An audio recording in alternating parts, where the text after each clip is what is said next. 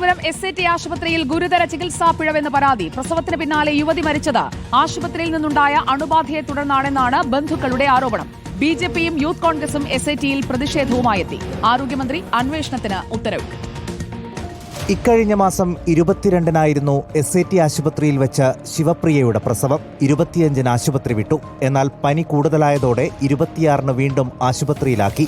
ആരോഗ്യനില വഷളായതോടെ തിരുവനന്തപുരം മെഡിക്കൽ കോളേജിലേക്ക് മാറ്റി. ബ്ലഡ് കൾച്ചർ പരിശോധനയിൽ അണുബാധ സ്ഥിരീകരിച്ചു. ഇന്ന് ഉച്ചയോടെ ശിവപ്രിയ മരണത്തിന് കീഴടങ്ങി. SATയിൽ വെച്ചാണ് അണുബാധയുണ്ടായതെന്ന് കുടുംബം. നമ്മൾ കൾച്ചറിന് കൊടുത്തപ്പോൾ അസിനോബാക്ടർ എന്ന് പറയുന്ന ഇൻഫെക്ഷനാണ് വന്നിരിക്കുന്നത്. അതായത് ഇത് ഹോസ്പിറ്റൽ മുഖേന മാത്രം ഉണ്ടാകുന്ന ഇൻഫെക്ഷനാണ്. അന്വേഷണം ആവശ്യപ്പെട്ട കുടുംബത്തോടൊപ്പം കോൺഗ്രസും BJPയും തെരുവിൽ. സുപ്രീം കോടതിയുടെ മാർഗനിർദ്ദേശ തത്വങ്ങൾ അനുസരിച്ചിട്ടുള്ള ഒരു അന്വേഷണം ഈ കാര്യത്തിൽ ഉണ്ടാകണം എന്നാവശ്യപ്പെട്ടിട്ടുണ്ട്.